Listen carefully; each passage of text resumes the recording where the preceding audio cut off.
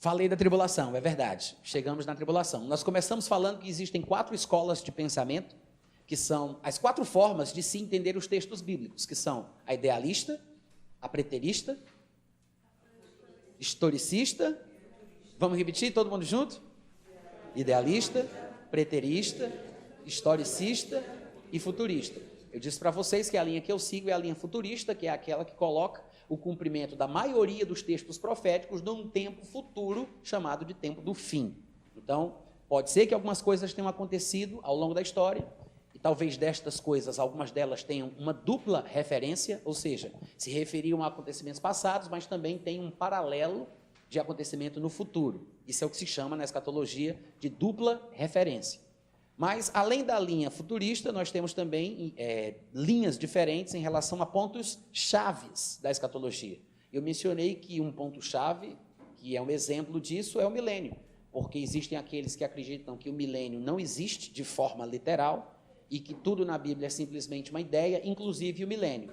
Então, eu citei que existem os amilenistas, que dizem que não há milênio, que são idealistas. Existem os pós-milenistas, que dizem que creem no milênio, mas num milênio também de forma alegórica. Não é um milênio de 1000 anos, de forma literal, mas um longo período de tempo no qual Jesus reinará através da igreja, implantando a paz, a ordem, o evangelho, a prosperidade e assim por diante. E depois que a igreja tiver feito o seu papel, aí Jesus voltará à terra, que é por isso que eles são chamados de pós-milenistas, porque Jesus vem depois, após este período de 1000 anos, que na interpretação deles não é literal. E tem aqueles, dos quais eu faço parte, que são os pré-milenistas, que creem que Jesus tem que vir primeiro, para que depois o milênio comece. E além de crermos que Jesus vem antes da implantação do milênio, cremos também que o milênio é sim um período literal de 1000 anos. Amém, gente?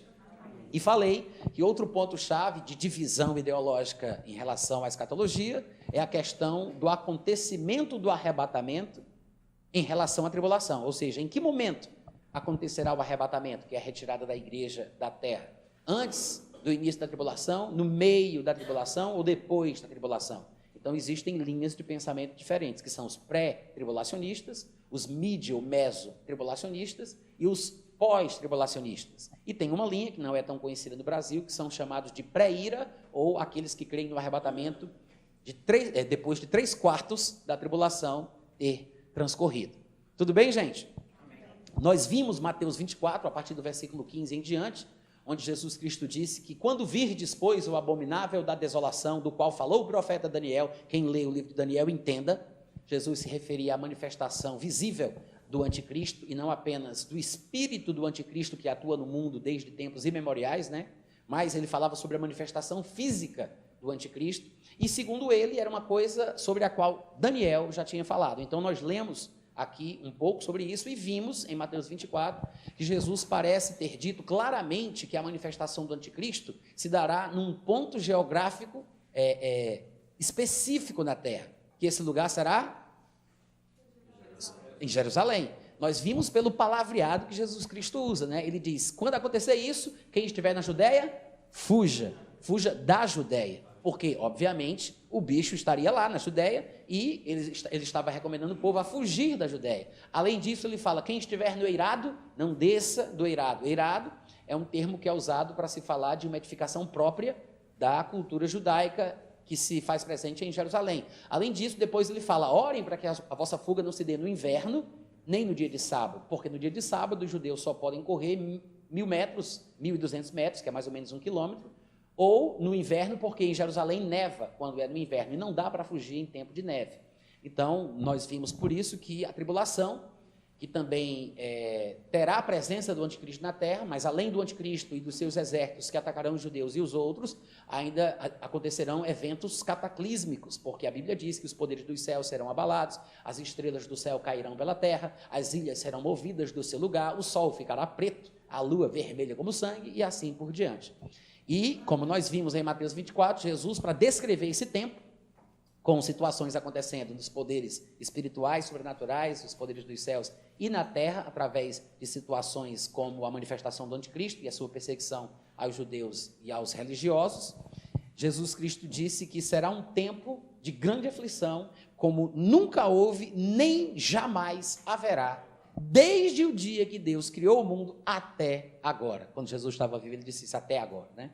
Então ele coloca aí dentro do pacote a época do dilúvio, ele coloca aí Sodoma e Gomorra, ele coloca a destruição do reino do norte de Israel por parte dos assírios, a destruição do reino do sul por parte dos babilônicos. Ele diz que nunca houve uma situação tão grave, tão catastrófica como essa. Então, não dá para a gente comparar o período da tribulação com a perseguição dos cristãos dos primeiros séculos, ou com os acontecimentos sofríveis do povo de Israel ao longo da história, e assim por diante. É um tempo realmente fora do normal. Amém, pessoal? E em Daniel 9:27, que, se eu não me engano, foi o último texto que nós lemos, nós vimos que ele fala, porque é interessante ler Daniel, porque Jesus falou de Daniel, ele citou Daniel, né? Nada melhor do que como é avalizar que chama? É avalizar? Respaldar um determinado escritor. Por exemplo, Jesus, que é uma pessoa notável, citou alguém do Antigo Testamento. O que é que Jesus fez? Ele avalizou Daniel, é isso? Tá bom, deixa para lá então.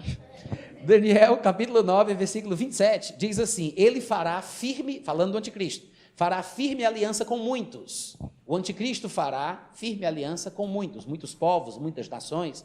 Há quem pense que a aliança do anticristo será somente com os judeus, e quando se diz aqui muitos, eles pensam que o texto está dizendo muitos judeus.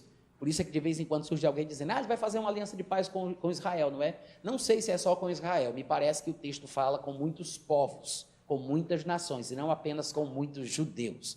Ele fará firme aliança com muitos por uma semana, e o texto aqui se refere a uma semana de anos, e não uma semana de dias. A palavra que foi traduzida por semana é o número literal 7 da língua hebraica, e dependendo do contexto é interpretado de acordo com a necessidade.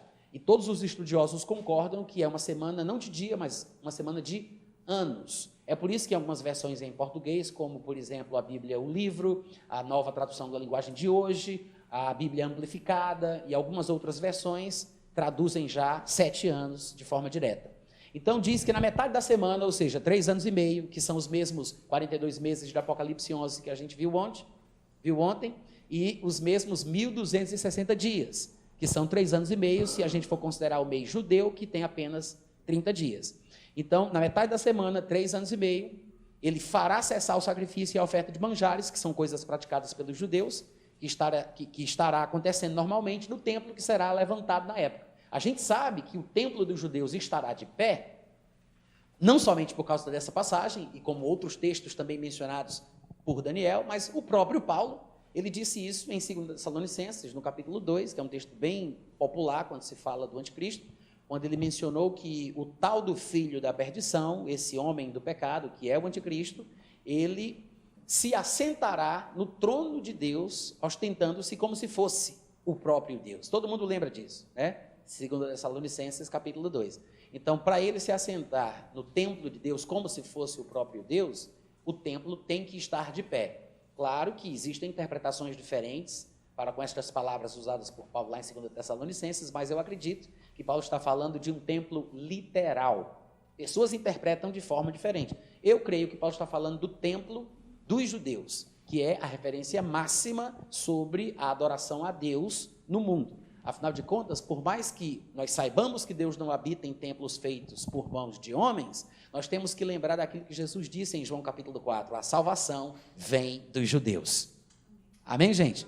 O que quer dizer que a cultura judaica, inclusive o templo, que é a força nacional dos judeus, reflete verdades espirituais profundas, que atualmente podem não ter muito sentido, até porque o cristianismo hoje prevalece na mensagem divina ao mundo, e o templo dos judeus nem sequer está de pé, mas um dia esse templo será reerguido e Deus voltará em sua agenda a tratar novamente com os judeus, que é exatamente no período que nós chamamos de a tribulação, e que os profetas do Antigo Testamento chamavam de o dia do Senhor, quando Deus haverá de punir os judeus e tratar com eles de forma bastante específica, e destruirá o anticristo pelo sopro da boca de Jesus Cristo, quando ele voltar com os seus santos, como está descrito em Apocalipse capítulo 19. Tá bom, gente? Tá. Voltando para Daniel 9:27, ele continua dizendo o seguinte: Por uma semana, ele vai fazer essa aliança com muitos, na metade da semana, 3 anos e meio, fará cessar o sacrifício e a oferta de manjares, que estará sendo praticada pelos judeus na época, quando o templo estiver de pé. E, como disse Jesus lá em Mateus 24, sobre a asa das abominações virá o assolador, que foi o que Jesus disse, no versículo 15 de Mateus 24, quando, pois, virdes o abominável da desolação, veja que é isso que Daniel está falando, sobre a asa das abominações virá o assolador, quando virdes o abominável da desolação, é isso aqui. Ele diz, sobre a asa das abominações virá o assolador, até que a destruição que está derramada se derrame sobre ele, ou seja, o anticristo será morto, será destruído no tempo previamente determinado por Deus. Um equívoco que existe, olha aqui para mim, viu? Não vai ler sozinho não, olha essa covardia, vamos ler junto.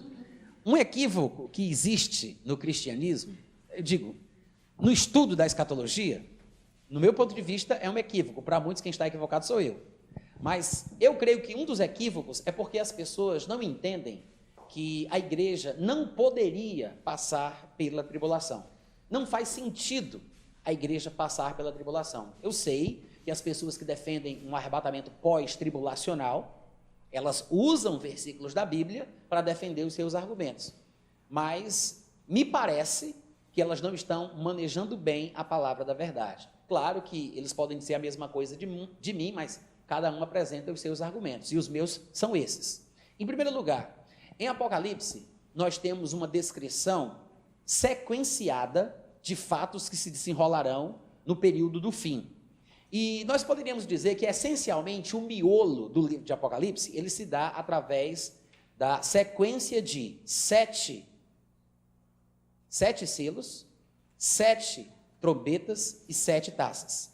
São 7 selos, logo em seguida, 7 trombetas e em seguida, 7 taças. Eu faço questão de dizer em seguida, porque, no meu entendimento, é um acontecimento sequencial. Muitas pessoas dizem que, na verdade, e eu não concordo com esse pensamento, mas há quem pense que os acontecimentos de Apocalipse, talvez especificamente falando-se das trombetas, dos selos das trombetas e das taças, que são acontecimentos paralelos. Ou seja, eles interpretam assim, é como se, ao mesmo tempo em que os selos estão sendo abertos, ao mesmo tempo, as trombetas estão sendo tocadas e as taças estão sendo derramadas. É como se fossem explicações paralelas no livro de Apocalipse sobre coisas que estão acontecendo no céu e no mundo natural. Então, eles tentam fazer uma interpretação que é chamada, no meio acadêmico, entre os estudiosos de escatologia, de paralelismo, em relação à interpretação de Apocalipse. Eu sigo a linha que é chamada de interpretação parentética. Por quê? Porque me parece que, na verdade, me parece que capítulos no livro de Apocalipse são apenas parênteses de explicação a respeito de alguns acontecimentos. Ou seja, ele faz uma determinada declaração e ele abre um parêntese, daí a palavra parentético. Está relacionada à ideia de parênteses. É como se ele abrisse um parênteses e explicasse o que ele acabou de falar. Só que a explicação que está entre parênteses, às vezes engloba 1, 2 ou 3 capítulos. E aí as pessoas acabam se perdendo e não percebem que ele abriu um parêntese, o fecha e volta a narrar a sequência de acontecimentos. Para alguns, na verdade, são acontecimentos que estão se dando ao mesmo tempo, em paralelo. Por isso, a interpretação do paralelismo. Quantos compreenderam aqui o que eu falei? Então, na minha visão, os selos, as trombetas e as taças acontecem em sequência. Tudo bem, gente, até aqui? Sendo assim, presta atenção, por que eu disse isso? Sendo assim, quando nós nos deparamos com passagens como, por exemplo, o Apocalipse capítulo 6, que eu gostaria que vocês abrissem comigo lá, por gentileza. Apocalipse capítulo 6, a partir do versículo 12.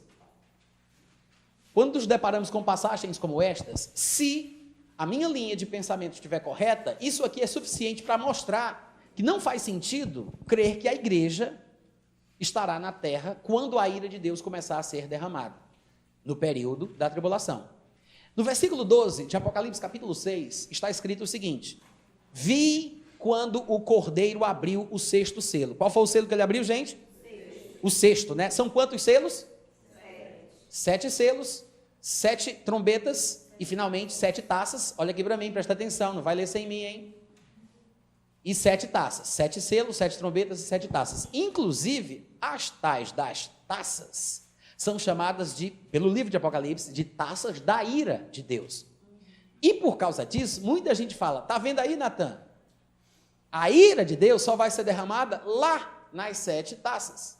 Porque acham que pelo fato das taças serem chamadas de taças da ira, isso seja uma alusão ao fato de que a ira só vai ser derramada naquele momento.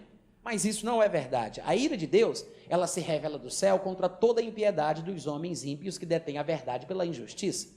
Isso não vai acontecer simplesmente no juízo da época da tribulação, mas acontece desde que o mundo é mundo. E também na revelação de Apocalipse, a ira de Deus no tempo final começa a se revelar desde a abertura do primeiro selo.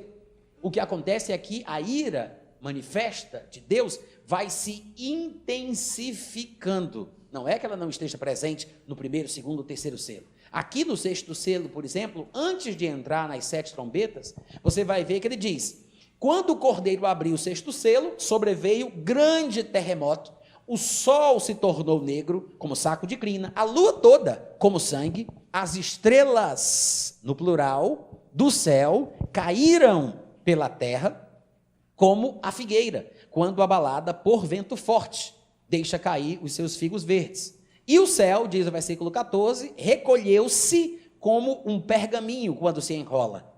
Então, todos os montes e ilhas foram movidos do seu lugar.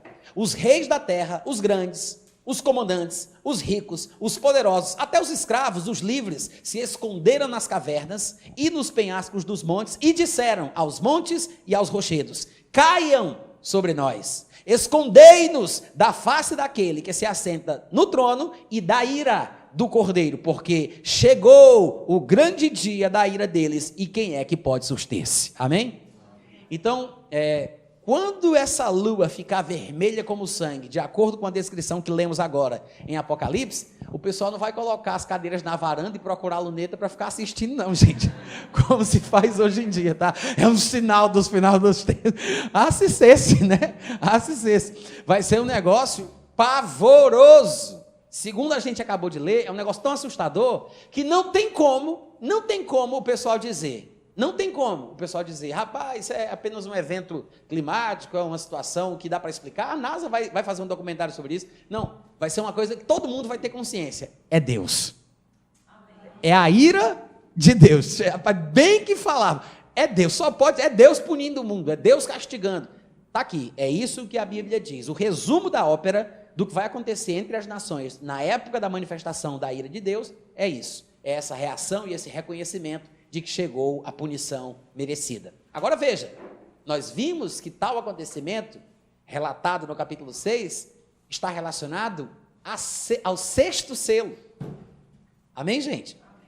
São 7 selos, 7 trombetas e 7 taças. A ira vai sendo intensificada. Então, a igreja não pode estar na terra durante o derramamento da ira de Deus, porque está escrito em diversos lugares, inclusive em 1 Tessalonicenses, se não me engano, lá no capítulo 1, versículo 9, que Deus não nos destinou para a ira. Amém, gente?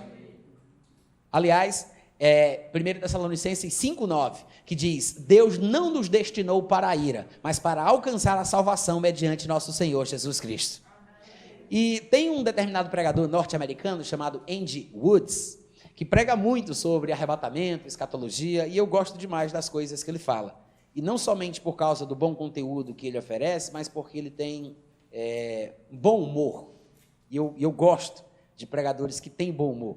E ele uma vez contou que quando era criança, não criança, parece que adolescente, ele se converteu, foi para a igreja e pouco se falava sobre escatologia na comunidade que ele frequentava. E ele chegou para o pastor um dia e perguntou: pastor, me diga, por favor, esse negócio do arrebatamento, o que é que o senhor tem para dizer? Ele vai acontecer antes da tribulação ou é depois da tribulação? A igreja é arrebatada e tirada antes que a tribulação comece, ou a gente vai pegar pelo menos uma parte, sei lá, 50% ou 3/4 da tribulação? Como é que vai ser? Aí o pastor dele olhou assim para os cantos, aí viu que não tinha ninguém, aí chamou ele assim mais para perto, aí disse para ele: olhe, ore para que seja antes.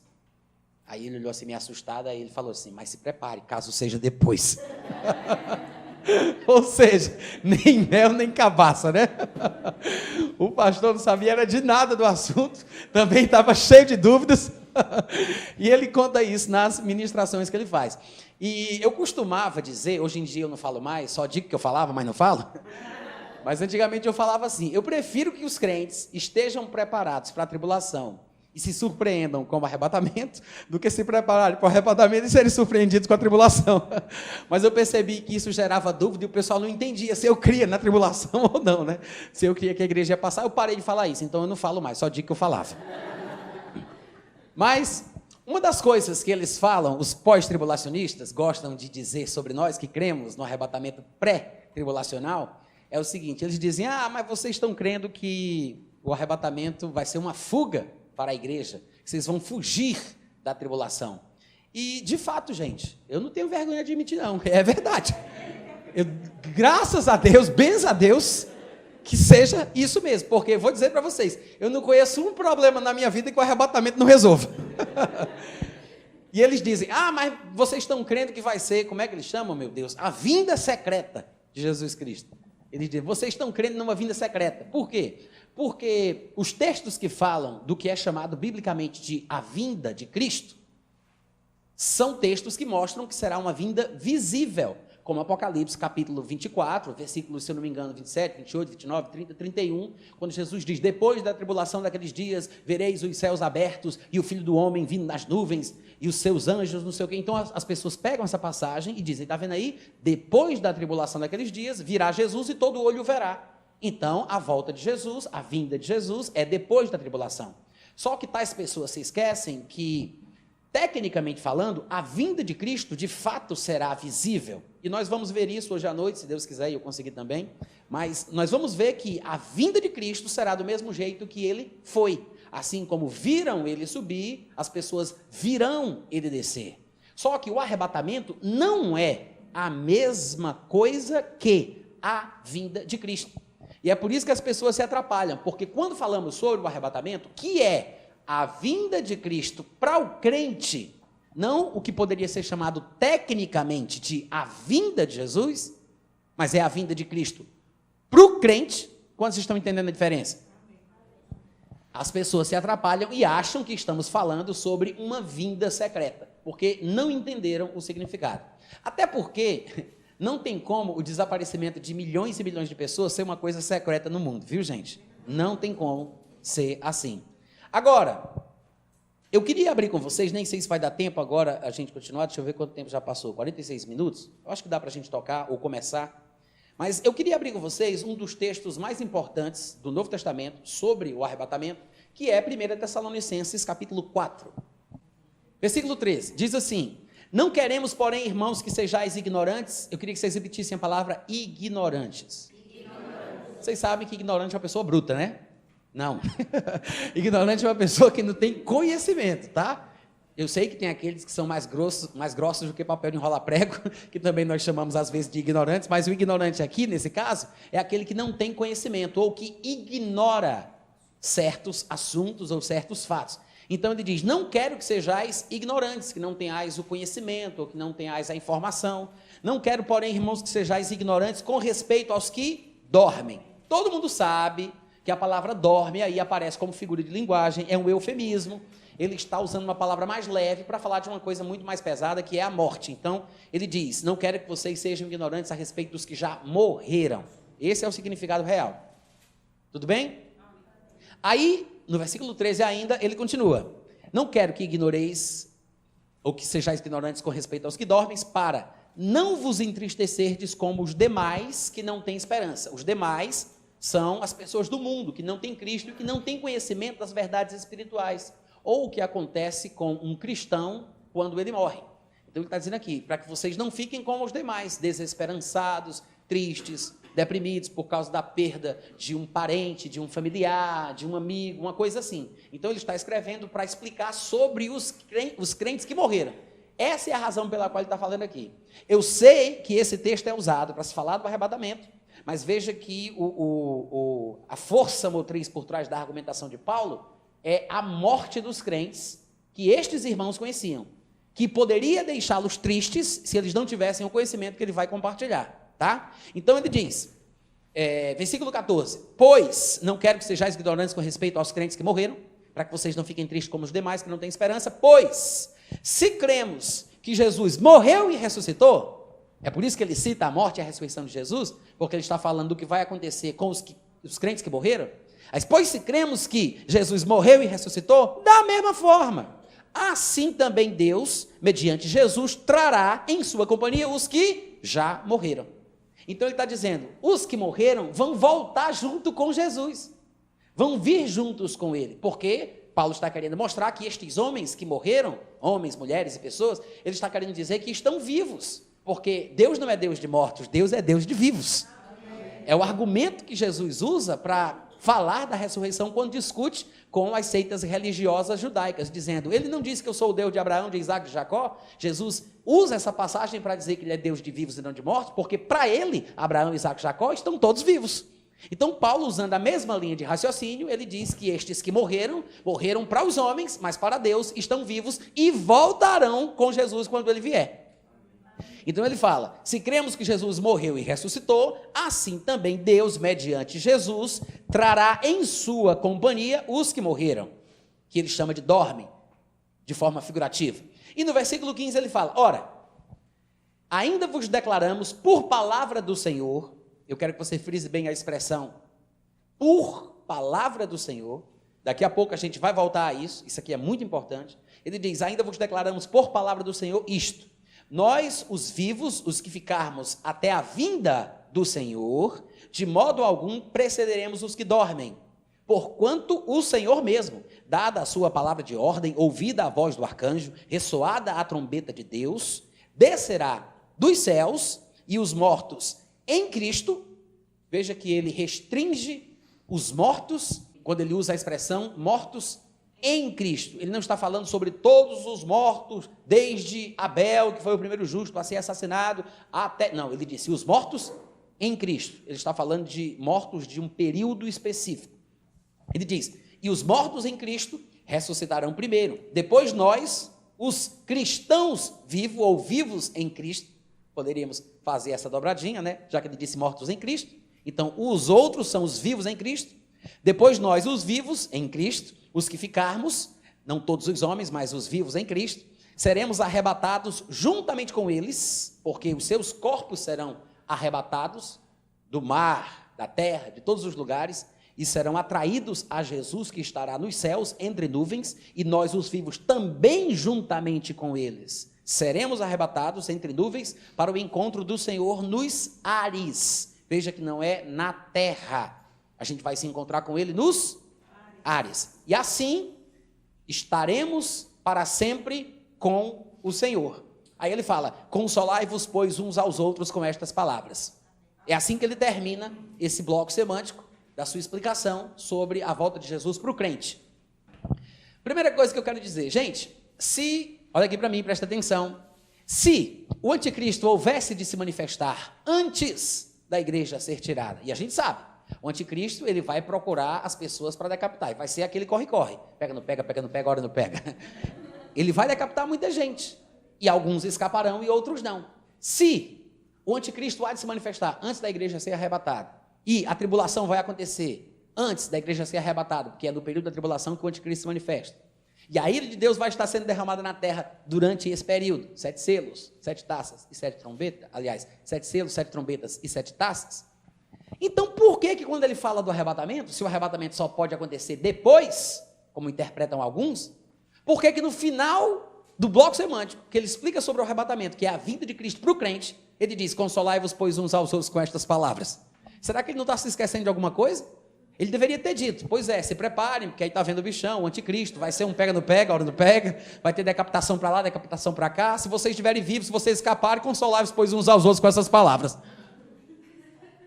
Ou seja, não faz sentido ele associar o que ele acabou de falar sobre o arrebatamento com consolar os outros com estas palavras. Se o arrebatamento só vem depois da maior tribulação de todos os tempos, como nunca houve na terra, desde que Deus criou o mundo até hoje. Quantos entenderam? Entendeu não?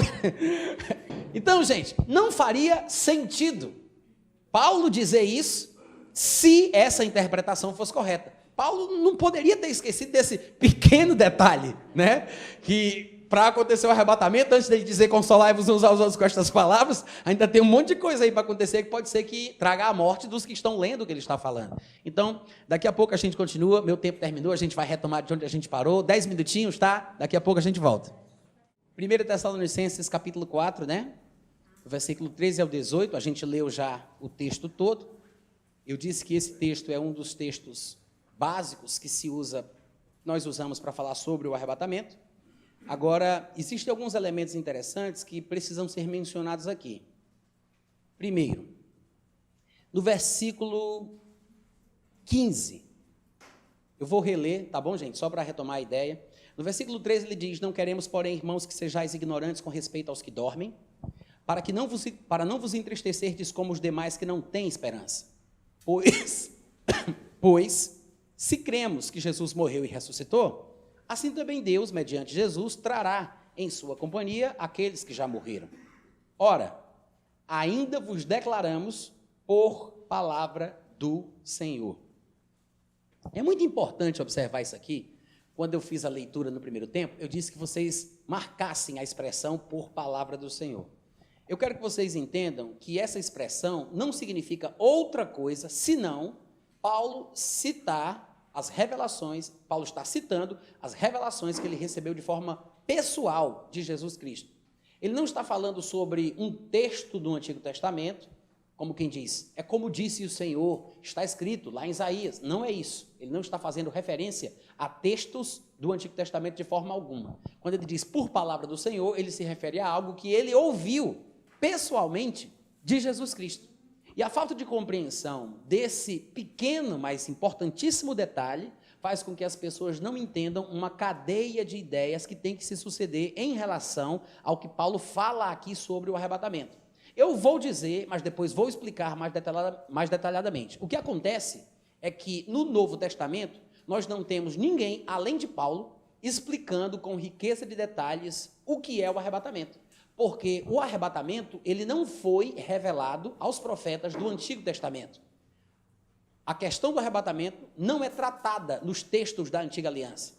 O Novo Testamento é o único lugar que revela o arrebatamento, porque Paulo foi o único que recebeu revelação direta de Jesus Cristo sobre o tema. Quantos compreenderam o que eu falei? Eu sei que algumas pessoas poderiam encontrar alguns vislumbres do arrebatamento em textos do Antigo Testamento e tentar traçar um paralelo, como se fosse uma sombra deste acontecimento, mas nós não vamos ver revelações que falem de forma clara sobre o arrebatamento da igreja, como nós conhecemos no ensinamento de Paulo. E, de fato, Paulo é o único, como eu já falei, no Novo Testamento, que explica, que fala sobre o arrebatamento. É importante entender isso, porque se não tivermos consciência disso, a gente vai começar a bagunçar os outros textos, pensando que tais textos estão falando do arrebatamento, quando muitos deles falam apenas sobre questões que vão se desenrolar de forma visível, mais especificamente voltado para o povo judeu. E por falta desta compreensão, as pessoas misturam as ideias da vinda de Cristo, porque quando ele voltar, ele vai colocar os seus pés no Monte das Oliveiras, que fica em Jerusalém, ou seja, ele voltará para Jerusalém, para o povo judeu. Claro que todas as nações serão abençoadas por ele, todos aqueles que crerem quando ele se manifestar, mas as profecias que nós lemos, nas quais cremos, são profecias hebraicas, são profecias judaicas. Todos os profetas que viveram e morreram eram profetas hebreus. Eu sei que 2 dos profetas hebreus, no caso Jonas e Naum, foram profetas evangelistas, se é que a gente pode dizer isso, né, falando em termos de Antigo Testamento, porque eles foram enviados para a nação de Nínive, que era a capital do Império Assírio, o império mais cruel daquela época. E Jonas foi enviado para lá, eles se arrependeram, mas depois voltaram a praticar a maldade, e depois Naum foi enviado novamente por Deus aos ninivitas mais uma vez. Então, tirando esses 2 profetas, todos os outros trataram de coisas relacionadas especificamente a Jerusalém, a Israel como um todo, ao povo hebreu. Jesus é judeu, ele é hebreu, porque ele está vivo, né? Para quem não sabe. Ele não foi, não, ele é. Então, quando ele voltar, ele vai voltar para a sua terra, que é a terra de Israel, a terra de Jerusalém. Então, os textos que falam da vinda de Cristo fazem essa ligação direta com a sua aparição em Jerusalém. E daí as pessoas não entendem que o arrebatamento não é revelado em nenhum lugar do Antigo Testamento, ele não aparece. É um segredo, um mistério que é revelado por Jesus a Paulo, que é o único que trata sobre ele detalhadamente nos textos do Novo Testamento. É por isso que a expressão por palavra do Senhor é tão importante. Não é o único lugar onde Paulo fala do arrebatamento, mas os dois textos principais de arrebatamento que nós temos escritos por Paulo são 1 Tessalonicenses 4, como a gente leu, e 1 Coríntios capítulo 15. Então, por causa da expressão por palavra do Senhor, eu queria abrir 1 Coríntios 15 só para a gente conferir a expressão que ele usa lá, tratando sobre o mesmo assunto. Eu vou ler dos 50 em diante. Ele diz: isto afirmo, irmãos, que a carne e o sangue não podem herdar o reino de Deus, nem a corrupção herdar a incorrupção. Eis que vos digo um mistério, versículo 52, de 1 Coríntios 15. Eis que vos digo um mistério. Nem todos morreremos, ou dormiremos, mas transformados seremos todos. Ou seja, tanto os que morreram, como os que estiverem vivos na vinda de Cristo. É por isso que ele diz, transformados, tanto os que morreram, como os que estiverem vivos, serão. Num momento, num abrir e fechar de olhos, ao ressoar da última trombeta, a trombeta soará, os mortos ressuscitarão incorruptíveis, e os que estiverem vivos serão transformados. Porque é necessário, não que a pessoa morra, ainda que esteja escrito em Hebreus 9, 27, aos homens está ordenado morrer, veja que Paulo não diz, é necessário que os homens morram. Ele diz, é necessário que o corpo seja transformado. Uns pela ressurreição e outros, no período do arrebatamento, pela transformação. Ou seja, os que estiverem mortos ressuscitarão incorruptíveis e os que estiverem vivos serão transformados. O que importa é que o corpo corruptível se revista da incorruptibilidade, versículo 53, e que o corpo mortal se revista da imortalidade. Então, quando este corpo corruptível se revestir da incorruptibilidade, o que é mortal se revestir da imortalidade, se cumprirá a palavra que foi escrita. Tragada finalmente foi a morte pela vitória. Mas veja que ele disse no versículo 51, não é 52, no 51, eis que vos digo um mistério. E aí ele fala do arrebatamento.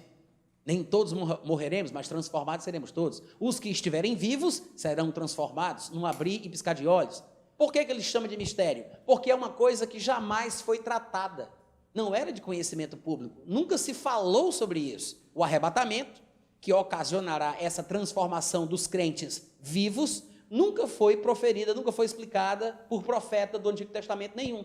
E ele diz que é um mistério porque é uma coisa que ele sabe de onde veio. Jesus revelou para ele e ele passou para o povo o que Jesus lhe contou de forma pessoal e direta. É por isso que ele diz lá em Tessalonicenses que quando vai falar do arrebatamento, é uma palavra do Senhor, porque Jesus contou isso para ele. Ele não cita um texto do Antigo Testamento. Não é uma passagem da Bíblia, é um mistério, porque nunca foi revelado, é uma palavra do Senhor que Jesus deu para Paulo, e aí Paulo compartilha com o povo. Quantos entenderam? Amém. Ou seja, as pessoas desconhecem a relevância e as características particulares do ministério de Paulo. Muita gente não entende isso. Paulo, gente, ele foi escolhido para falar sobre coisas, não simplesmente que ele entendia através da sua leitura dos textos do Antigo Testamento. Naquela época, a única Bíblia que eles possuíam era o que nós chamamos de Antigo Testamento. Paulo não foi simplesmente alguém chamado para dar a sua visão do Antigo Testamento, para interpretar aqueles textos. Paulo, ele tem uma particularidade no seu chamado que a gente tem que considerar para entender o porquê que ele tenha sido escolhido para trazer a revelação do arrebatamento. Primeira coisa, nós temos 3 textos no livro de Atos que falam sobre a abrangência, o escopo do ministério de Paulo. Eu disse 3 textos. São 3 capítulos, Atos 26, Atos 22 e Atos capítulo 9. São os 3 lugares, os 3 locais onde aparecem a explicação da abrangência do ministério de Paulo. Tem muita gente que diz assim, mas Paulo foi chamado para pregar somente para os gentios, ele era o apóstolo dos gentios. É um erro, e esse erro é cometido pela mesma razão que as pessoas não entendem a revelação do arrebatamento no Novo Testamento, porque elas não entendem o que realmente Paulo veio fazer, ou qual a abrangência do seu ministério. Basta ler esses 3 textos e você vai ter uma boa pista, porque nos 3 textos nós vemos que Paulo foi chamado para pregar para judeu e para gentil. As pessoas se confundem pensando que Paulo deveria pregar só para gentios, porque em alguns lugares Paulo diz que glorifica o seu ministério entre os gentios, e ele diz que de fato era apóstolo para os gentios, porque Jesus diz para ele: te mandarei para longe, para os gentios, mas não significa que Jesus não tenha chamado ele para pregar também aos judeus. Tanto é que você vai observar que em vários lugares do livro de Atos, quando ele chegava numa cidade qualquer para pregar o evangelho, o primeiro lugar para onde ele ia era para uma sinagoga dos judeus, e a partir de lá ele começava a anunciar Jesus Cristo. Por quê? Porque ele tinha o chamado para os judeus e para os gentios. Ele não foi chamado para pregar só para os gentios, como alguns sugerem. Tem até quem diga que Paulo só sofreu o que sofreu durante a sua vida, de perseguição, de apedrejamento, de naufrágio, e aquela serpente que o picou na ilha de Malta, e assim por diante, porque ele estava sempre querendo salvar os judeus e pregar para os judeus, coisa para a qual ele não foi chamado para fazer. Tem gente que diz isso, mas isso não é verdade. Lá em Atos capítulo 9, no versículo 15, que é um dos textos que fala da abrangência do ministério de Paulo, está escrito: mas o Senhor disse a Ananias, que foi chamado para se aproximar de Paulo: vai, porque ele, Paulo, é para mim um instrumento escolhido para levar o meu nome perante os gentios, reis, bem como, é Jesus dizendo, bem como perante os filhos de Israel. Está vendo aí? Como Paulo foi chamado para pregar para gentios e judeus, e aqueles que se encontram em posição de eminência, tanto entre gentios quanto entre os judeus. Ou seja, Paulo pregava porque tinha que pregar, porque fazia parte da abrangência do ministério dele. Nas outras passagens, de Atos 26 e Atos 22, nós temos outras revelações sobre a abrangência do ministério de Paulo, que são dignas de serem observadas. No capítulo 26, versículo 16, está escrito assim, vocês lembram, é ele narrando para um determinado rei do Império Romano, uma autoridade do Império Romano, e ele narrando diz o que aconteceu com ele naquele caminho para Damasco. Ele diz que Jesus lhe apareceu, e ele disse: Senhor, quem és tu? E Jesus respondeu: eu sou Jesus a quem tu persegues. E no versículo 16, do capítulo 26, ele relata que Jesus disse: mas levanta-te e firma-te sobre os teus pés. Por quê? Por isto te apareci. Jesus fala: eu te apareci por isto, para, olha o objetivo, te constituir ministro e testemunha, tanto das coisas em que me viste agora, como das coisas em razão das quais eu te aparecerei ainda. Amém, gente? Jesus disse: eu te apareci para te constituir ministro e testemunha das coisas que você vai ver agora nessa aparição, mas não só dessas, mas também de outras coisas, em razão das quais eu ainda vou te aparecer. Então Jesus está dizendo: a sua ministração, Paulo, o testemunho que você vai dar, vai ser com base no conteúdo das coisas que eu vou te revelar nas aparições que você vai ter. Eu vou te aparecer noutras ocasiões, e o que você vai ministrar e testemunhar vai ter por base o conteúdo das coisas que eu vou te dizer. E isso é confirmado em Atos capítulo 22, quando Deus, tratando com Ananias, dizendo que ele vá atrás de Paulo, no versículo 14, Ananias diz que falou para Paulo: o Deus de nossos pais de antemão te escolheu para conheceres a sua vontade. Isso aqui é a abrangência do ministério de Paulo. Ananias contando para Paulo o que foi que Jesus disse para ele, né? E aí Paulo está relatando no texto. O Deus de nossos pais de antemão te escolheu para conheceres a sua vontade, para veres o justo e para ouvires uma voz da sua própria boca. Dá um grito de aleluia aí, crente. Ou seja, Paulo foi chamado, isso aqui é o chamado de Paulo, ele foi chamado para ver Jesus. Diga aí, que chamado lindo é esse, gente?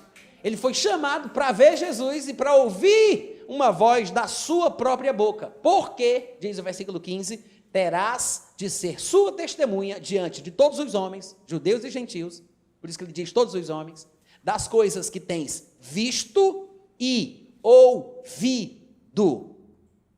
Então você vê que nas passagens que mostram a abrangência do ministério de Paulo, elas mostram que a essência do seu ministério se basearia nas revelações que Jesus daria para ele.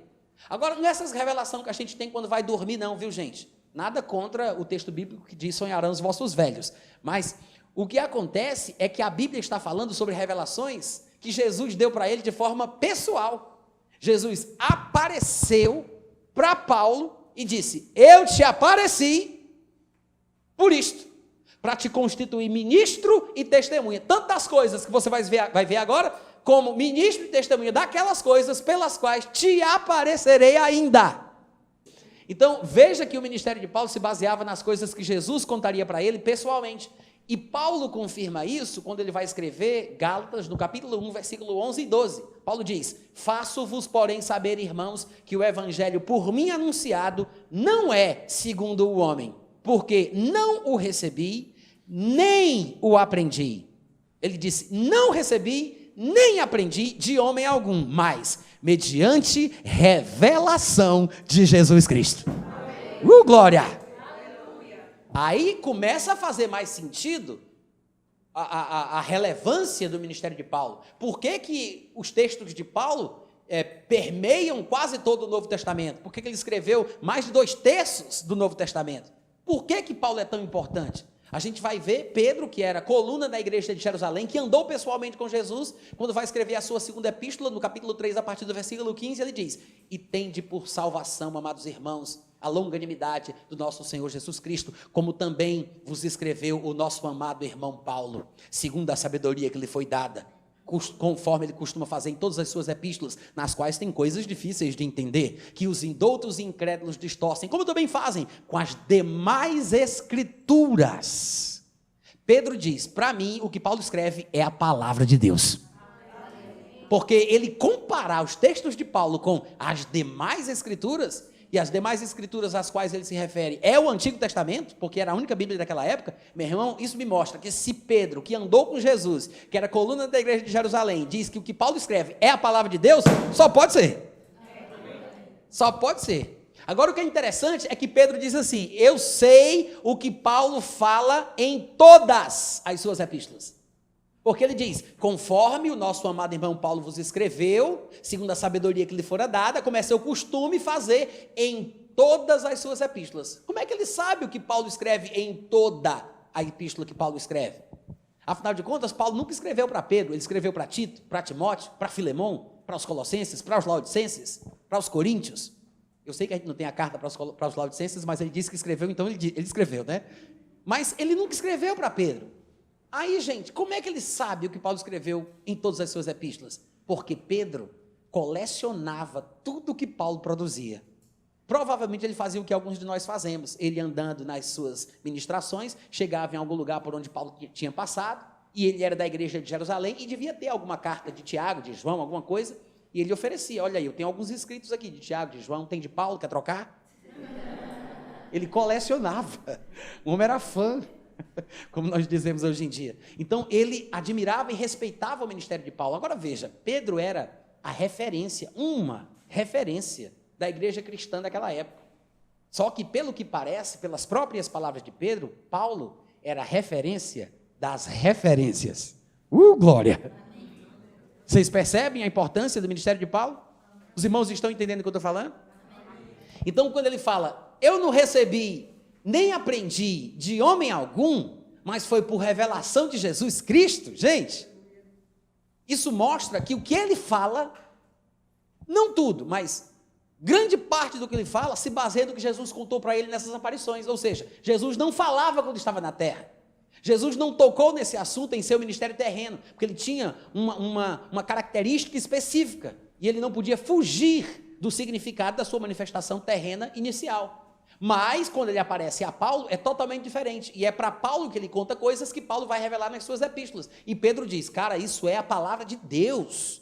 É uma sabedoria que foi dada para ele. Tem coisa difícil de entender, mas esse homem está falando pela boca de Deus. Amém. Ele reconhece a fonte. E Paulo disse que a fonte era Jesus ressurreto. Inclusive, na nossa liturgia cristã, até hoje em dia, quando nós celebramos a ceia, nós usamos não um texto de Pedro, não um texto de João, não usamos textos dos evangelhos, nós usamos um texto de Paulo. É 1 Coríntios capítulo 11 que a gente usa. Gente, Paulo nem era crente naquela época. Paulo nem estava lá. Aí eu pergunto: por que a gente usa o texto de Paulo? Porque a gente não sabe disso. Mas a razão pela qual usamos 1 Coríntios capítulo 11 é porque é o texto que melhor explica o significado da ceia. os outros textos, mesmo nos evangelhos que relatam o que aconteceu naquela noite, não são tão detalhistas em mostrar o significado. Contam o que aconteceu, mas não são didáticos como o texto de Paulo o é. E o curioso é que quando a gente vai observar com mais atenção o que Paulo fala lá em 1 Coríntios capítulo 11 sobre o significado da ceia, ele diz no versículo 23 o seguinte, ele diz, porque eu recebi do Senhor o que também vos entreguei. Não é por outra razão que a gente usa o texto de Paulo. Tem um sentido, a gente talvez nem saiba qual é, mas a base do texto de Paulo, segundo ele mesmo fala, é porque o que ele entende sobre a ceia, o que ele ensinou sobre a ceia, foi Jesus que contou para ele. Pessoalmente, ele disse, eu recebi foi do Senhor, não foi Pedro que me contou, não foi João que me disse, não foi Tiago que compartilhou comigo, ele disse, eu recebi foi do Senhor. Recebi do Senhor o que também vos entreguei, que o Senhor Jesus, na noite que ele foi traído, ele tomou o pão, ele deu graças, ele disse, como é que ele sabe? Jesus disse para ele. Numa destas aparições, Jesus disse, está pronto para a lição de hoje? Pega o teu tablet Android, anota aí. Ele disse, título da mensagem, Santa Ceia. Amém, gente?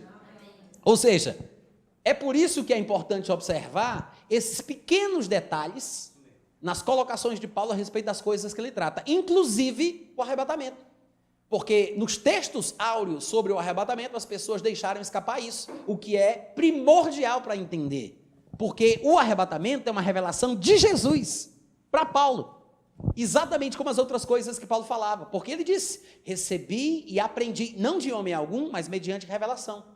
É uma revelação neotestamentária, dada exclusivamente a Paulo, nas aparições que ele teve da pessoa de Jesus Cristo. Como nós vimos no primeiro texto que lemos, de Atos 26, 16. Eu te apareci, Jesus disse para ele, para te constituir ministro e testemunha das coisas, que inclui o arrebatamento, das coisas que inclui a Santa Ceia, das coisas em que me viste, como também daquelas pelas quais te aparecerei ainda. Amém, gente? Amém. Então, as expressões por palavra do Senhor, que aparece em 1 Tessalonicenses 4,15, ou eis que vos digo um mistério, que aparece em 1 Coríntios 15, 51, são, na verdade, expressões que revelam algo muito mais profundo por trás.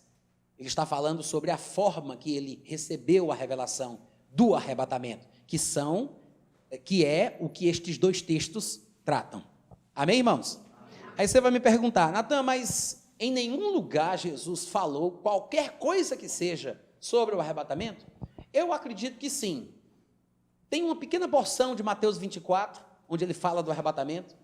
Não é os textos que eu citei, não é o versículo 29, 30 e 31, quando fala que depois da tribulação daqueles dias, ele virá e todo olho o verá. Não é essa parte. Não vou falar sobre isso, não dá para pregar a Bíblia toda numa noite só. Mas eu acredito que um dos melhores textos dos evangelhos, onde Jesus parece estar falando mais especificamente sobre o arrebatamento, ainda que não de forma clara e didática, como Paulo faz, porque parece que isso ficou reservado para que Paulo realmente tratasse sobre o assunto, haja vista o próprio Jesus Cristo ter se manifestado para revelar para ele sobre esses assuntos, era uma palavra do Senhor específica sobre o arrebatamento. Então Jesus Cristo, ele não se detém em explicar o que significa, mas hoje, com a compreensão que nós temos, crentes, nascidos de novo, com o Espírito Santo, conhecendo os textos de Paulo, conhecendo todo o Novo Testamento, quando lemos João capítulo 14, a partir do versículo 1, parece ficar claro que Jesus se refere ao que nós chamamos de arrebatamento. Em João 14, a partir do versículo 1, está escrito o seguinte, Jesus diz, não se turbe o vosso coração, credes em Deus. Ele não disse creiam, ele disse eu sei que vocês creem, é por isso que ele conjuga dessa forma, credes em Deus. Mas aí ele fala, creiam em mim. Eu sei que vocês acreditam em Deus. Aí ele fala, mas agora acreditem em mim. Ou seja, creiam no que eu vou dizer, acreditem no que eu vou dizer. Credes em Deus, mas creiam também em mim. Na casa de meu pai há muitas moradas. Se não fosse assim, eu teria dito para vocês. Eu vulo teria dito. Pois vou, veja que ele disse, vou. Ele disse o que, gente? Ele disse vou. Então, ele está falando sobre sair da terra e ir para algum lugar. Ele disse, vou preparar-vos lugar. Ele acabou de mencionar a casa do pai dele. E depois ele diz, vou preparar um lugar para vocês, provavelmente na casa do pai. Ele diz, vou preparar-vos lugar. Quando eu for, diz o versículo 3, quando eu for e vos preparar esse lugar, que ele disse que prepararia, voltarei, agora observa bem, ele diz, voltarei e vos receberei para mim mesmo, para que onde eu estou, ou onde eu estiver, estejais vós também. E vós sabeis o caminho para onde eu vou. Ele está falando sobre voltar para Deus, sobre voltar para o Pai, sobre voltar para o céu. Irmãos, é bem provável que Jesus esteja falando aqui sobre o arrebatamento, porque veja que nessas expressões fica implícito que Jesus Cristo não vai descer até a terra, mas nós sabemos que na vida de Cristo, ele descerá até a terra.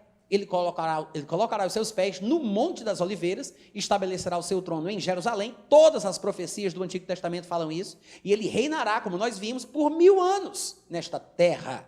Mas neste momento ele fala sobre um encontro diferente com os seus discípulos. Ele diz, primeiro vai preparar um lugar, ele diz que para esse lugar que ele vai, eles sabem como ir, porque ele é o caminho para ir para lá, e ele diz que depois que ele preparar esse lugar, ele vai voltar e vai recebê-los. Ele não diz que vai descer até a terra para se encontrar com eles. Ele diz, não, eu vou receber vocês, para que onde eu estou ou estiver, estejais vós também.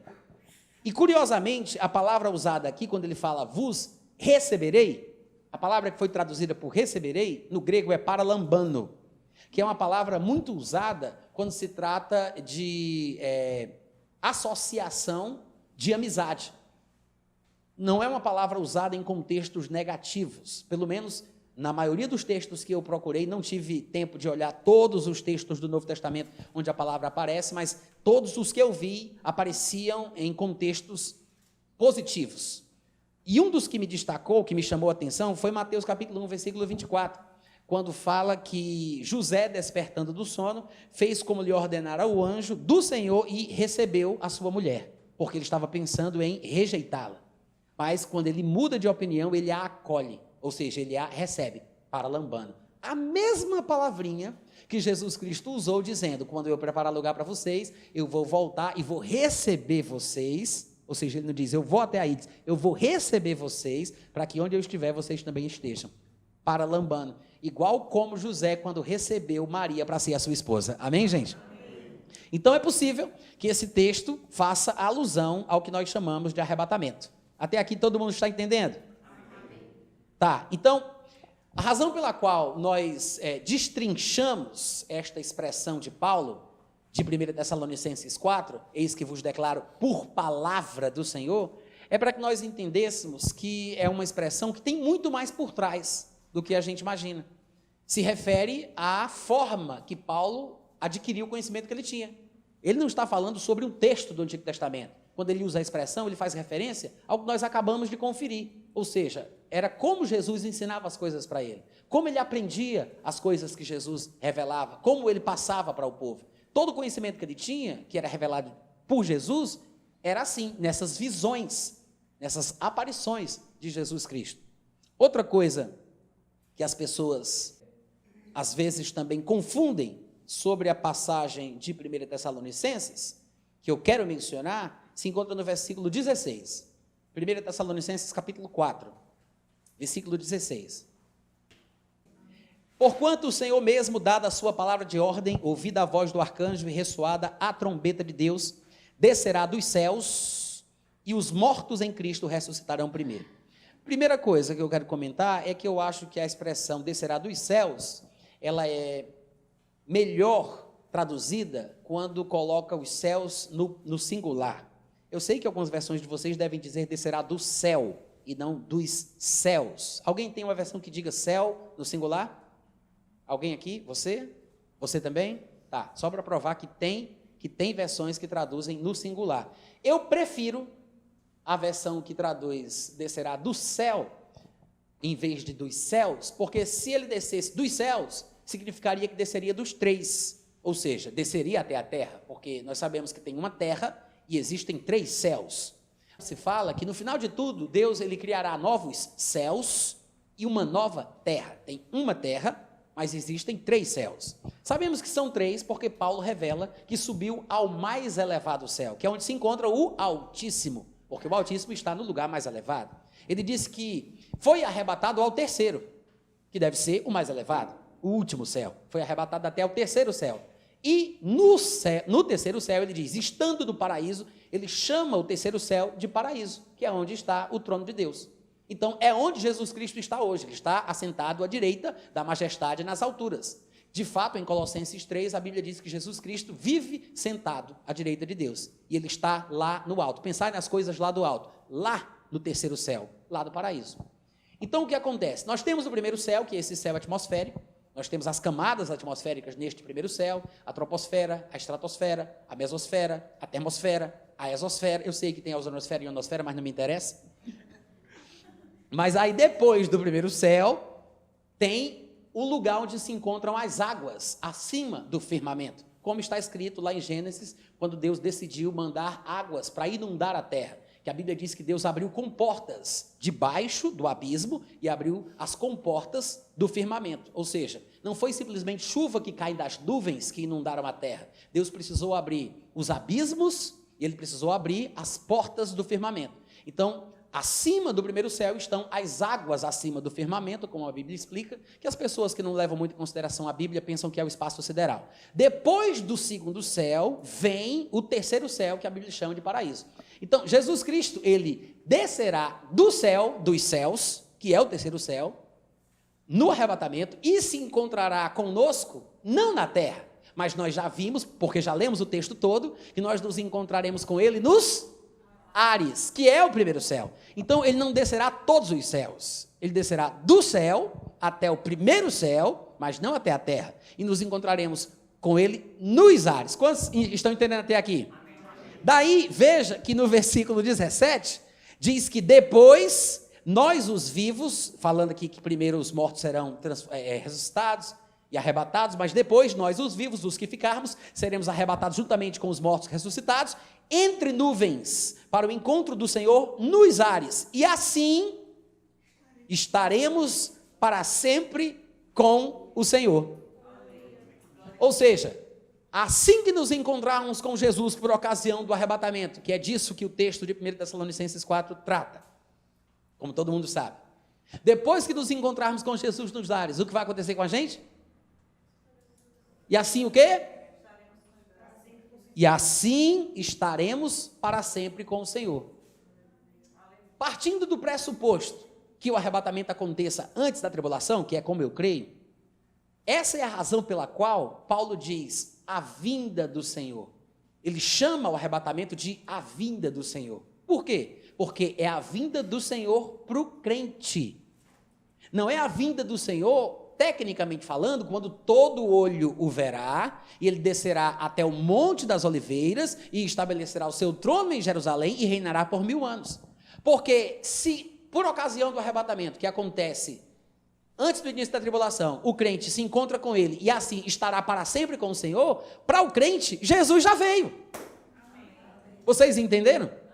É por isso que aqui, se você observar, no versículo 15, ainda em 1 Tessalonicenses 4, no versículo 15, ele diz, ora, ainda vos declaramos por palavra do Senhor isto, nós os vivos, os que ficarmos, até a vinda do Senhor. É por isso que o pessoal se confunde, porque eles veem a expressão, a vinda do Senhor, e como sabem que tecnicamente a vinda de Cristo é uma manifestação visível e é depois da tribulação, aí o pessoal diz, está vendo aí?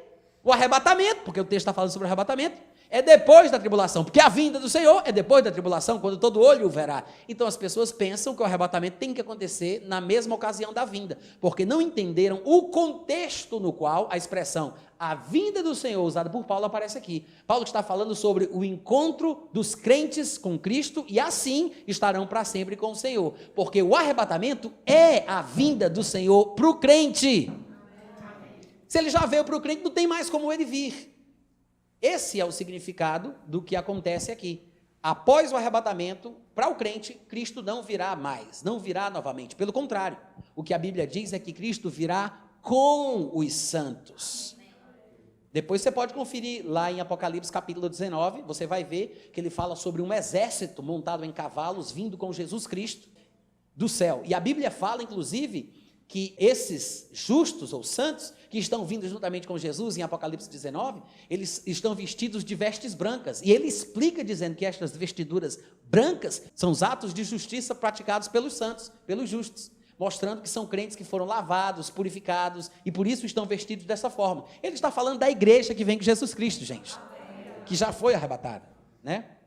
Tá, então, voltando aqui para o texto de Tessalonicenses, deixa eu ver mais o que é que eu quero falar para vocês de importante aqui. A expressão do versículo 16, a trombeta de Deus, também é uma coisa que causa muita confusão. O que acontece é o seguinte, as pessoas leem o texto, a trombeta de Deus, percebem que ela aparece nesse texto de Tessalonicenses, associada ao arrebatamento, lembram que o outro texto sobre arrebatamento citado por Paulo é 1 Coríntios capítulo 15, como a gente sabe, e lá, 1 Coríntios 15, quando Paulo vai falar do arrebatamento, ele usa também a palavra trombeta, só que agora, desta vez, ele qualifica a trombeta, ele diz a última trombeta.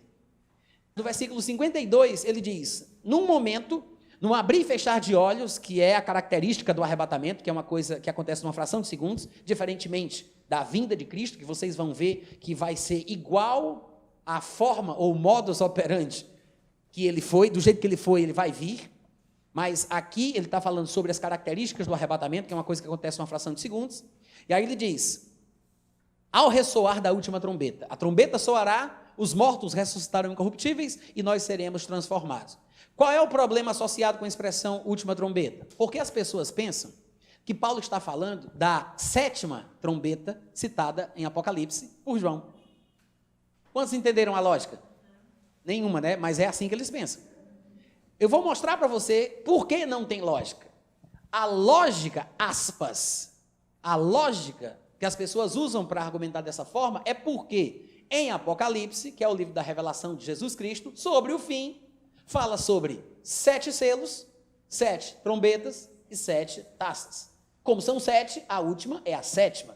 E algumas coisas mencionadas no desenrolar da parte das trombetas, dos textos que falam das trombetas que são tocadas, na cabeça de alguns, parece indicar que Paulo também se referia à 7ª trombeta, e é por isso que ele chama de última, que a 7ª só pode ser a última.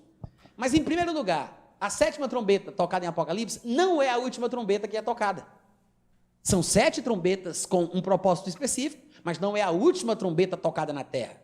Porque depois de todo o desenrolar da ira de Deus no período da tribulação, que Jesus Cristo vier à terra e estabeleceu o seu reino milenar, trombetas ainda serão tocadas no mundo. E são descritas, essas ocasiões são descritas em vários lugares dos profetas do Antigo Testamento, em convocações dentro da cultura judaica, fazendo com que as nações venham adorar a Jesus que estará em Jerusalém. Então não será a última trombeta tocada. Mas, supondo que eles queiram se referir à 7ª, como se fosse a última, nesse sentido profético, em relação ao arrebatamento, ainda assim, é uma tolice pensar que Paulo está se referindo ao texto de João. Por quê? Em primeiro lugar, porque Paulo escreveu 1 Coríntios capítulo 15, onde aparece a expressão usada por ele, última trombeta, no ano 55 depois de Cristo, por volta do ano 55 depois de Cristo. E a epístola de João, o livro de Apocalipse, ele foi escrito entre os anos 90 e 96 depois de Cristo. Quantos estão entendendo? Se Paulo escreveu no ano 55 depois de Cristo, e somente 41 anos depois é que João vai escrever Apocalipse e vai citar as 7 trombetas, como é que Paulo poderia estar fazendo referência às trombetas que ainda nem sequer o povo tinha conhecimento? Como é que Paulo poderia estar fazendo referência à 7ª trombeta do livro de Apocalipse se não existia o livro de Apocalipse? Alô? Ah, mas não é suficiente. Porque as pessoas vão dizer, não interessa se não tinha o livro de Apocalipse, não interessa se não existiam as 7 trombetas ainda, não interessa se a revelação ainda não tinha sido dada a João, ou se o povo não conhecia do que Paulo estava falando, mas Deus sabe. Porque é assim que o povo fala, ou seja, Deus que tinha todo o plano arquitetado e sabia de todas as coisas, mandou Paulo falar só essa palavrinha, a última trombeta, para que quando João falasse das 7, o povo associasse a última. Gente, esse raciocínio parece fazer sentido, principalmente para aqueles que apelam para a interpretação alegórica e se metem a ser mais espirituais do que os outros. Mas não podemos pensar que Paulo não estava falando sobre uma coisa que os coríntios iam entender. Qual é o sentido de você escrever uma carta para um povo específico e não usar expressões específicas que aquele povo vai entender na carta que você escreve? Não faz sentido Paulo saber que está escrevendo uma coisa que o povo não vai entender, porque nem ele sabe o que é a última trombeta, porque só quem sabe é Deus, mas vai fazer sentido daqui a 40 anos. Mas ele escreve porque Deus está mandando. Ou como se Paulo estivesse num transe evangélico sem poder controlar a sua mão. Meu Deus, o que é isso? Última trombeta, o que é isso? Ele não foi controlado, gente. Ele não estava num transe e a mão dele estava escrevendo sem ele saber. Sabe que as pessoas, quando são, aspas, usadas por Deus, que é até um termo pejorativo, né? Porque parece que Deus fez a gente marionete, robô. Somos livres. Mas quando as pessoas são usadas por Deus, como o evangeliquez gosta de dizer, sabe que a pessoa não perde as suas faculdades racionais? Ela não perde o seu temperamento, a sua personalidade, o seu nível de escolaridade se mantém o mesmo, as palavras que ela usa são as palavras que ela sabe, e é por isso que Pedro não entendia algumas coisas que Paulo dizia.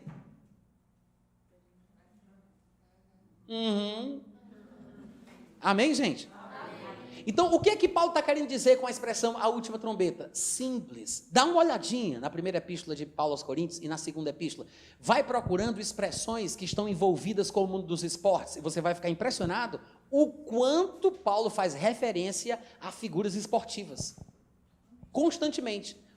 E eu não sei se vocês sabem disso, mas Corinto era uma cidade grega e as Olimpíadas têm a origem na cultura grega. Acontecia, eu nem sei se ainda acontece até hoje, mas os jogos istmicos da cidade de Corinto eram muito populares no mundo inteiro. Istmico é uma palavra para identificar aquilo que vem de istmo. Istmo, na geografia, é uma palavra que fala sobre uma pequena extensão de terra, uma estreita extensão de terra secada por mares dos dois lados. É o contrário de estreito. Existe o Estreito de Gibraltar, que a gente conhece, muito aprende na escola, que é uma pequena faixa de água secada por uma grande porção de terra dos dois lados. O istmo é o contrário, é uma pequena faixa, estreita faixa de terra cercada por água dos dois lados. Então, Corinto é um istmo, fica num istmo. Se você colocar no Google jogos istmicos, que fazem referência aos jogos do istmo de Corinto, você vai ver o tanto de jogos parecidos com as Olimpíadas que a gente conhece, que aconteciam ou acontecem ainda naquela cidade. Paulo, quando escreve aos Coríntios, ele começa a fazer referências, ele fala sobre correr, sobre esmurrar e controlar o próprio corpo, ele fala sobre correr para alcançar uma coroa incorruptível, ele fala sobre o bema, que é o pódio, onde sobe o atleta, e fala um bocado de coisa, ele pega emprestado muitas figuras da cultura esportiva da cidade de Corinto, dos jogos istmicos da cidade de Corinto, só que eles tinham um momento para começar e um momento para terminar. No início tinha toda uma festividade e uma trombeta era tocada. Trombetas anunciavam o início do período de jogos, de disputas, da realização do esporte, do campeonato. Quando terminava tudo, que não tinha mais o que fazer, que era uma anunciação de que estava sendo encerrado aquele período, aí tocava-se a última trombeta. Tinha uma primeira trombeta e tinha uma última trombeta. Paulo está muito provavelmente, no contexto da sua carta aos Coríntios, falando sobre uma coisa que os coríntios entendiam, que eram as trombetas relacionadas ao período para se realizar a prova. Porque em muitas ocasiões ele diz que a recompensa que o crente vai ter vai ser de acordo, comparando com a recompensa que o povo tem na terra, lá em Corinto. Só que a coroa que os coríntios recebiam como recompensa de ter se destacado no esporte era uma coroa corruptível. Aí ele diz, mas a nossa é incorruptível. Aí então ele fala, na última trombeta, ou seja, no final, no último tempo da nossa estada aqui na terra, porque estadia é para carro, viu, gente? No último tempo da nossa estada aqui na terra, aí vai tocar a última trombeta e a gente vai ser arrebatado. Então, é por isso que ele usa a expressão última trombeta. Ele não está falando sobre a 7ª trombeta do livro de Apocalipse. Todo mundo entendeu?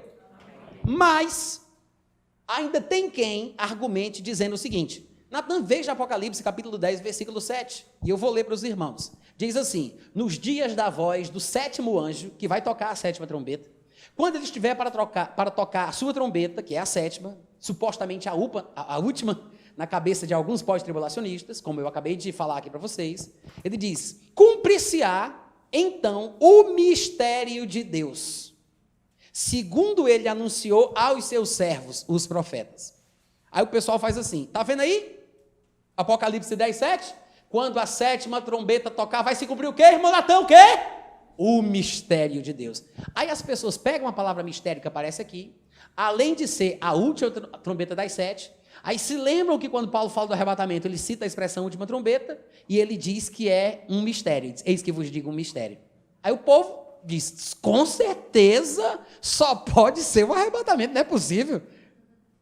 Agora, sabe que essa lógica que eles usam, para mim, é mais ou menos a mesma lógica de alguém que diz assim, o meu amigo Marcos é pai de 2 meninas gêmeas.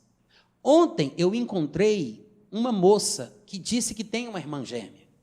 Obviamente, essa moça que eu encontrei é filha do Marcos. Faz sentido isso? Vocês nem entenderam, né?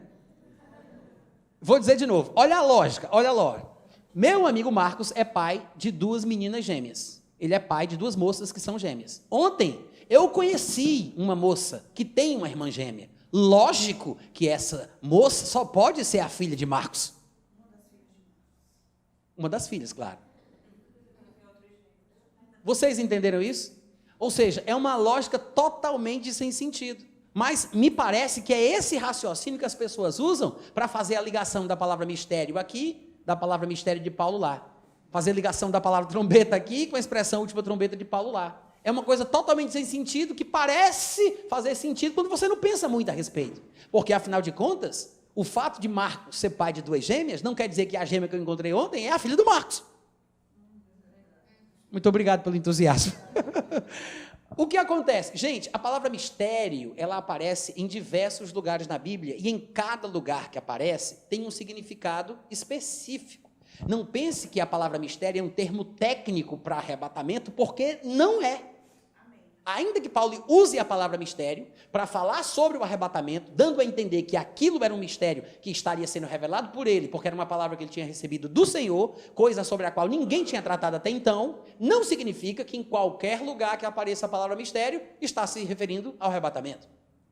Os irmãos entendem o que eu disse? Além do mais, veja que aqui no versículo 7 de Apocalipse 10, ele diz uma coisa bem específica. Ele diz, vai se cumprir o mistério de Deus que foram anunciados aos profetas. Ou seja, nem Paulo teria tido tal revelação, porque Paulo nunca, jamais foi um profeta. E eu não estou dizendo que não existem profetas no período da Nova Aliança, porque eu sou de uma linha que acredita que ainda hoje existem apóstolos, profetas, evangelistas, pastores e mestres. Porque está escrito em Efésios capítulo 4 e 1 Coríntios capítulo 12, 28, que Deus estabeleceu primeiramente na igreja, apóstolos, em segundo lugar, profetas, em terceiro lugar, mestres, e assim por diante. E estes dons ministeriais, não dons espirituais, mas ministeriais, estão no corpo de Cristo, visando o aperfeiçoamento dos santos, até que todos cheguemos à unidade da fé e à plenitude de varão perfeito. Ou seja, nunca a gente vai alcançar enquanto a gente estiver na terra, porque como corpo, sempre tem novos convertidos entrando na igreja. Isso quer dizer que essa perfeição e plenitude só acontece quando Jesus Cristo voltar. Então, até que isso aconteça, até a volta de Jesus, até a varonilidade perfeita por parte da igreja, os profetas, os apóstolos, os mestres, os pastores, os evangelistas estarão atuando no corpo de Cristo, visando esse aperfeiçoamento. Então, eu creio que ainda existem profetas, mas Paulo nunca foi profeta. Ele não faz parte desse grupo ministerial. De fato, alguns dos meus colegas de trabalho, alguns pregadores, pensam que Paulo era profeta e justificam dizendo que Paulo só pode ter sido profeta porque ele teve muitas revelações, porque Jesus falava com ele pessoalmente. As revelações do Novo Testamento que são trazidas por Paulo são características de um profeta. Mas quem diz isso desconhece o que o Novo Testamento ensina sobre o profeta neotestamentário. Porque há uma diferença entre os profetas do Novo Testamento e os profetas do Antigo Testamento. E mesmo assim, se Paulo fosse profeta, ele teria dito. Primeiro, lá em Atos capítulo 13, está escrito sobre a igreja onde Paulo congregava. Atos 13, versículo 1, falando da igreja em Antioquia, diz que havia na igreja de Antioquia profetas e mestres. E na lista dos que estão aqui, claro que tem também Saulo. Ele vai citar Barnabé, Simeão, por sobrenome Níger, Lúcio de Cirene, Manaém, Colasso de Herodes, o tetrarca e Saulo, que é Paulo de Tarso. Agora ele diz profetas e mestres. Com essa citação, algumas pessoas poderiam dizer, está vendo aí? Paulo ou era um profeta, ou era um mestre, ou era profeta e mestre. Mas pensam que ele só pode ter sido profeta por causa das revelações dele. Então, usam esse texto de Atos 13:1 para provar, aspas, que Paulo era profeta. Mas dizer que havia profetas e mestres e dizer que Paulo estava entre eles, não prova que Paulo era profeta. Porque a gente tem que ter textos que digam claramente qual era o ministério de Paulo, se referindo aos dons ministeriais. E quem melhor do que o próprio Paulo para nos revelar isso, né, gente? Lá em 1 Timóteo, capítulo 2, versículo 7, Paulo diz assim: para isto eu fui designado pregador e apóstolo, afirmo a verdade, não minto, mestre dos gentios. Ou seja, ele diz pregador, apóstolo e mestre. Está aqui. Os 3 dons ministeriais dignos de serem citados pelo nome que Paulo menciona. Pregador, apóstolo e mestre. E, como se não bastasse, Paulo repete a mesma coisa em 2 Timóteo, capítulo 1, versículo 11. Acabamos de ler 1 Timóteo 2,7, mas em 2 Timóteo 1,11, ele diz: para o qual eu fui designado pregador, apóstolo e mestre dos gentios. Ou seja, ele praticamente repete a mesma coisa, citando os mesmos dons ministeriais, inclusive na mesma ordem, pregador, apóstolo e mestre. Ele não pode ter falado sem considerar a importância dessas palavras. Para repeti-las do mesmo jeito, com a mesma ordem, não pode ser por acaso. Então, Paulo tinha sim ministérios que atuavam na vida dele, e era pregador, apóstolo e mestre, mas profeta ele nunca menciona em lugar nenhum. Lá em Atos capítulo 13:1, quando diz que havia profetas e mestres, é porque alguns dos companheiros da igreja de Paulo eram profetas, ele não. Até então, Paulo era um mestre. Ainda não era apóstolo, mas era mestre. É justamente nesta passagem de Atos 13:1, quando ele é chamado para exercer o ministério apostólico. Vocês devem lembrar do contexto. Diz do versículo 2, lá de Atos 13, que servindo eles ao Senhor e jejuando, disse o Espírito Santo: separai-me agora, não é antes, não é daqui a uma semana, é naquele momento ali, agora, separai-me agora, Barnabé e Saulo, para a obra que os tenho chamado. Ou seja, Paulo tinha um chamado apostólico, mas não atuava naquele ministério, porque há uma diferença entre chamado, dom e ministério. O ministério é o trabalho, é a obra que é realizada. O dom é a unção, é o poder, a virtude, a capacitação sobrenatural para realizar essa obra. O chamado é aquela coisa que arde dentro do coração, que me indica por que caminho eu vou seguir na minha caminhada ministerial. Então, é o chamado de Deus. É aquela inclinação interior, chamado, dom e ministério. Eu sei que as pessoas às vezes confundem os 3, ainda que sejam interdependentes, mas cada coisa tem um significado próprio. Até aqui tudo bem, gente? Amém. Então veja, foi nesse dia que ele foi separado para a obra que já tinha sido chamado para ela, que era o ministério apostólico. Tanto é que logo em seguida, no próximo capítulo de Atos, que é o capítulo 14, pela primeira vez, Paulo e Barnabé são chamados de apóstolos. Diz no versículo 4 do capítulo 14 de Atos: dividiu-se o povo da cidade, uns eram pelos judeus, outros eram pelos apóstolos. É a primeira ocasião em que Paulo é chamado de apóstolo. Por que eu disse tudo isso? Para dizer, para explicar que Paulo não era profeta. E por não ser profeta, Paulo não poderia estar incluído no que diz Apocalipse 10:7. Se a interpretação do mistério de Deus lá, que foi revelado aos profetas, fosse o arrebatamento.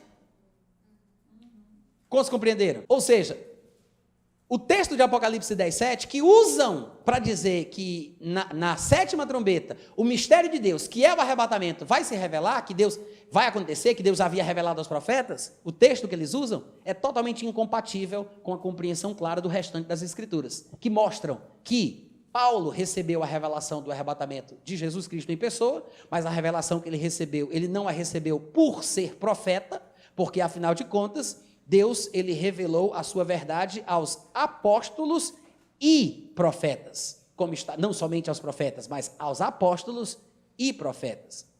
Lá em Efésios 3, a partir do versículo 3 ao 5, Paulo diz: segundo uma revelação me foi dado conhecer o mistério, conforme escrevi há pouco resumidamente. E ele não está falando do arrebatamento, está falando do mistério de Deus, que é Cristo. Aí ele diz: sobre o mistério, conforme escrevi há pouco resumidamente. Pelo que, quando vocês lerem, vão poder compreender o meu discernimento do mistério de Cristo, o qual em outras gerações não foi dado a conhecer aos filhos dos homens. Ou seja, esse mistério não foi conhecido do povo do Antigo Testamento, referindo-se à pessoa de Cristo. Não foi dado a conhecer aos filhos dos homens, como agora foi revelado aos seus santos apóstolos e profetas. Então veja que esse mistério do qual Paulo teve a revelação, ele recebeu de Jesus Cristo em pessoa. Já sabemos que Paulo não era profeta, mas ele disse que as revelações que são dadas por Jesus a respeito desse assunto são dadas aos apóstolos e profetas. E ele disse mais, disse que os profetas do Antigo Testamento, na verdade ele diz, nenhum dos filhos dos homens de gerações passadas soube sobre isso. Então, os profetas do Antigo Testamento não tinham revelação sobre este mistério. O mistério de Deus que aparece em Apocalipse 10:7 deve estar se referindo a um tipo de mistério que foi revelado aos profetas hebreus do Antigo Testamento e deve estar associado a algum cumprimento profético relacionado ao povo judeu. Que é justamente por isso que se manifesta na 7ª trombeta, que é tocada durante o período da tribulação, que é quando Deus estará tratando especificamente, mais uma vez, com a nação de Israel. Quantos entenderam?